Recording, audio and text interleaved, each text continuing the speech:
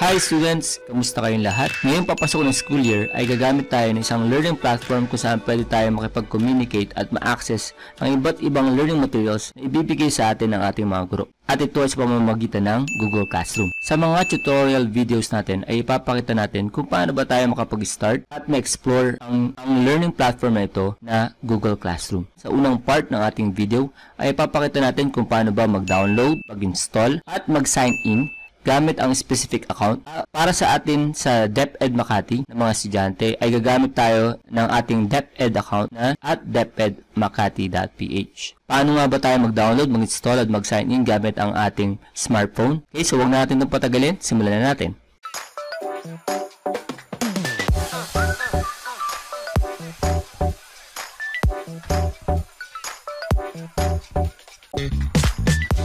So, paano ba tayo mag-download, mag-install at mag-sign in gamit ang ating smartphones? So, gamit ang ating smartphone or tablet, pumunta tayo sa Play Store or App Store. So, sa mga Android phones, ito ay Play Store. Pagdating sa ating Play Store or App Store, ay i-type ang Google Classroom.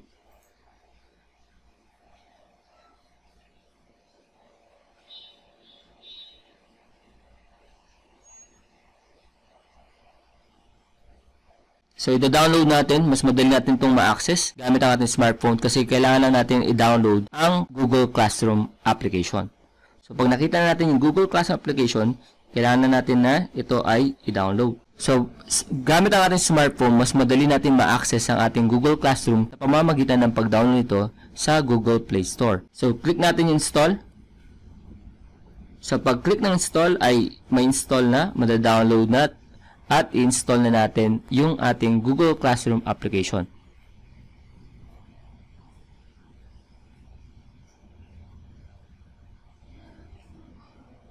Then, pag okay na, click lang yung open sa baba. At ready na yung ating Google Classroom. So, lahat tayo ay bibigyan ng account ng DepEd Makati na account ng ating mga guro at ang ating temporary password at yun ang gagamitin natin para ma-access natin ang ating Google Classroom. So, dapat natin tandaan na kung ano lang yung binigay sa atin ng guro ay na account, ay yun ang ating gagamitin. So, hindi muna tayo gagamit ng mga personal Gmail natin. Ito yung nag-e-end ng @gmail.com. So, dapat ang itatype natin or isa-sign in natin sa Google Classroom natin ay yung nag-e-end ng @depedmakati.ph. Okay? So, sana malinaw yon mga minamahal namin estudyante. Pag okay na yun, alam na natin yung proseso, click lang natin yung Get Started. Pag first time natin i-open yung ating Google Classroom. Kapag meron ka ng mga dati pang Gmail na naka-sign in sa iyong cellphone, ay lalabas ito sa iyong phone. So, since gagamit tayo ng isang specific na account, ito yung @depedmakati.ph na account na ibibigay sa atin ng guro, yun dapat yung ilalagay natin. So, paano natin gagawin yun? Ang gagawin natin ay i-click yung Add Account. Pag first time natin na i-access yung ating Google Classroom. So, i-click natin yung Add Account para maidagdag natin yung @depedmakati na account natin. Then, i-click natin yung OK. Tapos, tatanungin tayo, depende sa setting na ating cellphone, ng password natin. Yan. Yung ating password sa ating cellphone. Then, click natin yung next. So, then, dito na natin ito-type yung ating DepEd Makati na account. So, again, mga estudyante, make sure na ang ito-type natin sa email dito ay yung DepEd Makati account na ibibigay ng ating mga guro.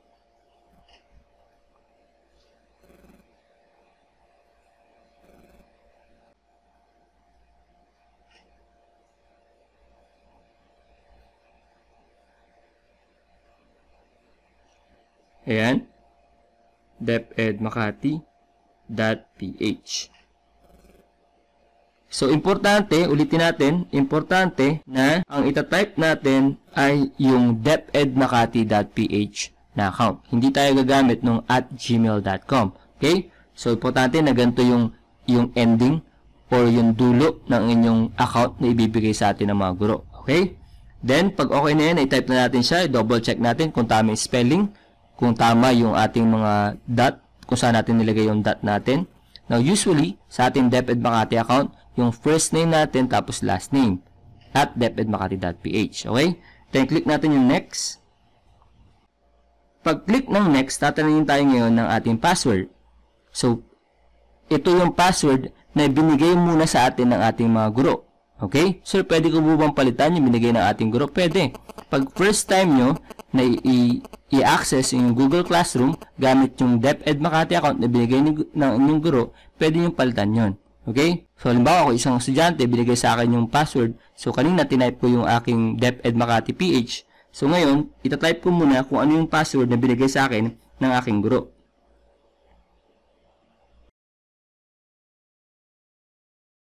Okay? So, pag na-type ko na yun, yung password na yun na binigay sa akin ng guro ko, i-click ko yung next.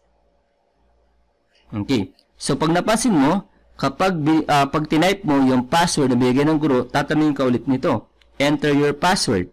So, yung enter your password, ito ulit yung same na password na binigay ni guro. Uulitin mo lang. So, itatype mo ulit sa taas yung password na binigay ni teacher or ng iyong guro. Tapos, sa baba, ay itatype mo kung ano yung nakikita mo na mga letters. Okay, itatype mo lang. So, ano ba yan? So, yan. Okay, dapat small letters. R-E-B-D. Okay, malaki siya. R. Ayan, E-B-D. O-M-E-R-Y-I. Okay. So, yan yun. Pag okay na, so make sure dapat tama. Pag okay na yan, click natin yung next.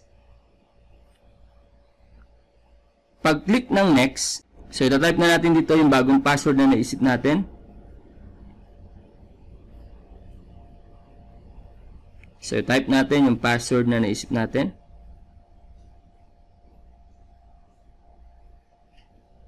Okay. Tapos, click natin yung next. Okay. So, pag-type natin yung password natin na bago, okay, tapos sulatan tayo ng bago nating password or depende kapag na-type na. So, ganun yung unang proseso natin. So, kapag may binigay sa atin na password yung ating mga guro at automatic ay nag-open na siya, ibig sabihin, hindi na muna natin kailangan palitan yung password. So, pwede yung palitan yung password sa ibang paraan. Okay, so pag first time natin na i-open yung ating passcode or password, then, ang kailangan natin gawin ay palitan or maggawa ng ating bagong passcode. Okay? So, pag okay na yan, talabas to, kiklik natin yung I agree.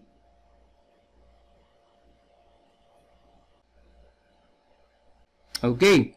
So, ganito yung magiging itsura pag na-open na yung ating Google Classroom. So, yan. So, once na ma-open mo na at ma-type mo na ang iyong DepEd Makati account at iyong password or iyong bagong password, then, ang gagawin mo na ay pwede ka na mag-join or mag-enroll sa iba't ibang subjects kung saan doon makipag-communicate ka at ma-access mo ang iba't ibang learning materials na ibibigay sa iyo o ipoprovide ng iyong mga guro. So, pwede rin na pag binigay na sa iyo ng iyong guro o yung advisor ang iyong DepEd Makati account at iyong password at inopen mo ito pagkatapos mong i-download ang iyong Google Classroom at inopen mo ito gamit ang iyong DepEd Makati account, ay pwede rin na puno na ito or kompleto na ng iba't ibang subjects. Okay? So, pwede yun. Kasi ibig sabihin, nilagay na ng inyong mga guro ang iba't ibang subjects bago pa man ibigay ang iyong DepEd Makati account. Kung sakali man na wala pa itong laman or wala pa itong mga subjects na nasa iyong dashboard, madali lang ang pag-join at pag-enroll dun sa iba't ibang subjects. So, ibibigay din for sure ng inyong advisor ang class code na gagamitin para makapag-join at makapag-enroll sa iba't ibang subjects. Okay? So, ano po ba yung mga class code? Okay? Ang class code ay yung code ng bawat subject para pag itinype mo yun, ay makakapasok ka na or makakapag-enroll ka na doon sa iyong subject na iyon. Okay? So, magbigay tayo ng halimbawa. So, paano nga ba tayo makapag-enroll doon sa subject na yun? Halimbawa, wala pa tayong subject na nandun sa ating Google Classroom. Ang gagawin lang natin ay i-click yung plus sign na nasa baba. So, pag-click natin to, tatanungin tayo, create class or join class. So, tatandaan natin, since tayo ay mga estudyante, kailangan natin i-click yung join class. magjo-join tayo sa class ni teacher na ginawa ni teacher. Okay? Click natin join class. Pag click natin ng join class, tatanungin tayo, ano yung code ng subject ni teacher para makapasok ka doon sa kanyang Google Classroom account. So, halimbawa, ang first class na papasasalihan mo ay yung sa science. So, ang gagawin mo lang ay titignan mo kung ano yung class code na binigay ni advisor o ng teacher na class code para sa science. So, halimbawa, ito ang class code ni science. So, ang gagawin mo lang ay i-type yung class code na nakikita mo dyan sa screen. So, ang gagawin mo lang ay i-type dito sa box yung class code na yun. So, pagka-type mo, so make sure na gagayahin mo kung ano yung nakikita mo doon sa class code na binigay.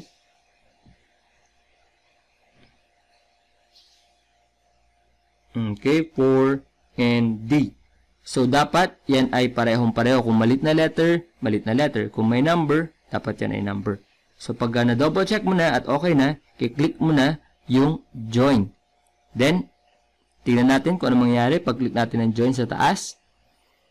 So, pag click natin ng join, ayan, so nagbabasa na siya. Ibig sabihin, tinitingnan niya na, ayan. So, mapapansin nyo na nag-open na yung science class.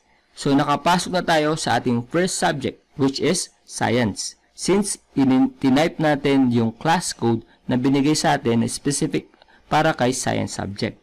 So, meron tayong unang subject. Ito na yung, dito natin makikita yung mga iba't ibang bagay na isi-share sa atin ng ating mga guro.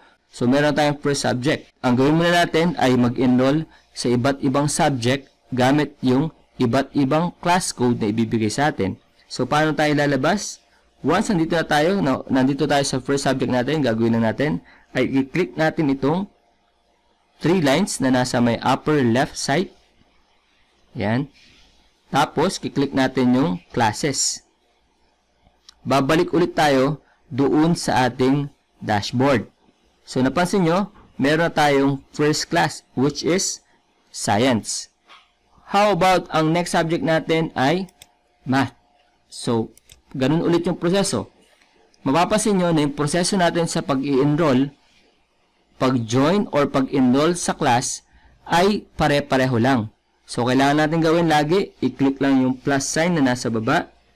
Tapos, click natin ulit yung join class. Tapos, tatanong ulit tayo ng class code. Ito yung class code naman sa next subject. So, kung ang next subject ay math, ang i-click natin or ita-type natin ay yung class code na ibibigay naman para sa math. So, type natin, halimbawa, ito yung class code naman ni math. Okay. So, ita-type natin yung class code na yan.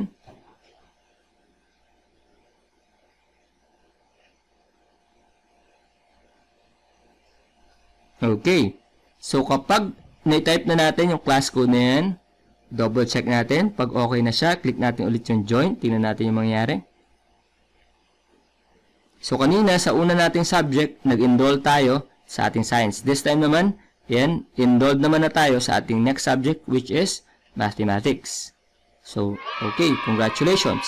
Balik na tayo ulit sa ating dashboard. Kung ganun ulit yung proseso, tandaan natin, click natin yung nasa may upper left, sa kaliwa, sa taas, yung tatlong lines na yan. Tapos, i-click natin yung classes. So, para bumalik tayo dun sa ating pinaka-dashboard, dito natin makikita lahat ng subjects kung saan tayo naka-enroll. So, ngayon, meron tayong dalawang subjects, mathematics, tsaka science. So, ang next naman natin ay, halimbawa, ang next subject natin ay Filipino. So, ganun ulit yung proseso para makapag-enroll tayo. Click ulit natin yung plus sign na nasa baba. Pag-click ng plus sign, join class. So, nakikita nyo na ba yung proseso or pattern sa pag-enroll? Napakadali lang, di ba? So, tignan natin kung ano ba yung class code na ibibigay sa atin. So, halimbawa, ang class code natin ay ito. So, ita-type natin yan sa box kung saan naka-allot or naka-assign yung class code. Okay. So, pag okay na double check na kung tama, click lang yung join.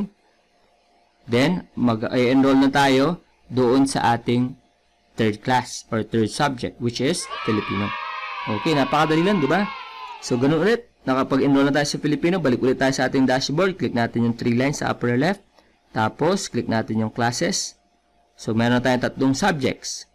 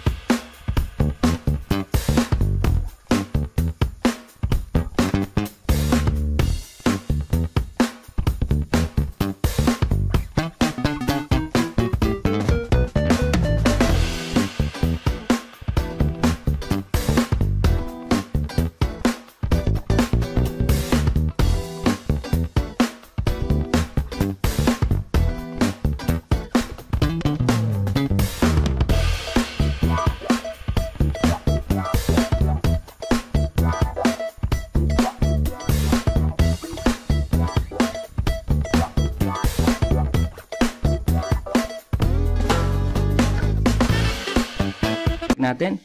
So, yung first natin, science, tapos mathematics, tapos Filipino, tapos English, tapos AP, tapos MAPE, then yung 7th, yung TLE, at yung last natin subject ay ESP. So, kung meron pa tayong additional subjects, ganun ulit yung gagawin. Click lang natin yung plus sign sa baba, tapos join class. Then, i-type na natin yung class code na ibibigay sa atin ng ating teacher. Ganun lang kasimple. So, sobrang dali lang, di ba, mga students? Ganun lang kasimple ang mag-download, mag-install, at mag-sign in, at mag-enroll sa iba't ibang subjects. So, again, kagaya ng sinabi natin kanina, pwede na pag-open mo ng iyong Google Classroom ay nandun na lahat ng subjects dahil inilagay na yan ng inyong mga teachers. Or pwede na kayo na mismo ang mag-enroll sa inyong iba't ibang subjects sa pamamagitan ng mga class codes. Sana ay nakatulong ang tutorial video na to kung paano ba natin uumpisahan ang pag-explore sa ating Google Classroom. Sa mga next tutorial video natin ay ipapakita natin kung ano nga ba ang pwede natin gawin sa loob ng Google Classroom sa iba't ibang subject at sa Google Classroom natin mismo. Okay? So, huwag natin kalimutan yung ating DepEd Makati account. So, dapat yan ay tayo lang ang nakakaalam, pati syempre yung ating password para hindi yan ma-access ng iba. Okay? Ito yung isang paraan natin, isang platform natin para makapag-communicate sa ating mga guro at maibigay sa atin yung iba't ibang learning materials bukod pa sa mga modules at bukod pa sa iba pang mga ibibigay sa atin. Okay? So, bukod pa ito doon sa ating mga self-learning modules na ibibigay sa atin ng ating mga guro. Okay? So, yan. So, abangan nyo yung next video naman, tutorial video naman natin. At doon naman ay explore natin kung ano ba yung pwede natin magawa sa loob ng ating Google Classroom. Okay? So, again, this is your Maestro Johnny. And see you sa ating next Google Classroom for Students tutorial video.